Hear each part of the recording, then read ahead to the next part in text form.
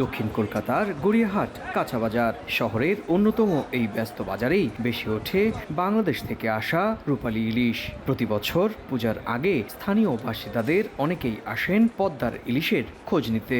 তবে মৌসুমের শুরুতে শঙ্কা থাকলেও রপ্তানি নিষেধাজ্ঞা উঠে যাওয়ায় এখানকার ক্রেতা বিক্রেতাদের মাঝে স্বস্তি ফিরেছে ইলিশ নিয়ে। আমরা অনেকই খুশি বাংলাদেশ থেকে ইলিশ এলে, কারণ আমাদের দেশে তো এই বাংলাদেশের ইলিশই খুঁজছে সবাই। কাস্টমার খবর শুনে আসবে, মাছ কিনতে আসবে, খবরে দেখবে, পেপারে দেখবে, কি দেখে আসবে, মাছ কিনতে আসবে। ইলিশ আসুক, দুটোর সম্পর্ক ভালো, কিন্তু ইলিশের নামে যে রাজনৈতিক টালমাটাল চলছে সেটা যেন না হয়। বাংলাদেশের ইলিশ এমনি আসে না, আর আসলেও তার যা দাম হবে আকাশ ছোঁয়া।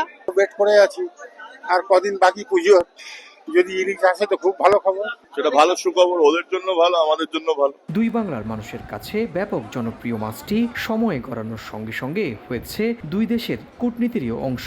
চলতি বছরের মতো ইলিশ রপ্তানি নিয়ে কূটনৈতিক মহলে আলোচনা শুরু হয়েছিল 2012 সালেও। সেবার এপার বাংলায় ইলিশ পাঠানো বন্ধ রাখে বাংলাদেশ সরকার। পরে 2019 ও সবশেষ 2023 সালে বাণিজ্যিক চালান হিসেবে কলকাতায় আসে পদ্মার ইলিশ। এই ডিসিশনটা আমাদের দুই দেশের সম্পর্কটাকে আরো গভীর করবে, আরো স্ট্রং করবে।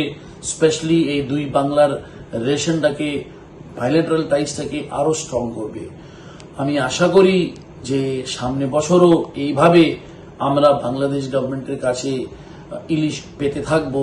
সঙ্গে সঙ্গে আমরাও এখান থেকে বাণিজ্যটাকে আরো মজবুত করার চেষ্টা করব।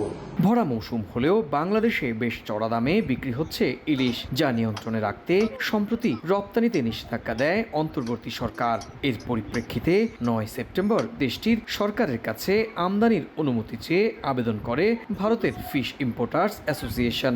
এরই ভিত্তিতে 21 সেপ্টেম্বর 3000 মেট্রিক টন ইলিশ রপ্তানির অনুমোদন দেয় বাণিজ্য মন্ত্রণালয়।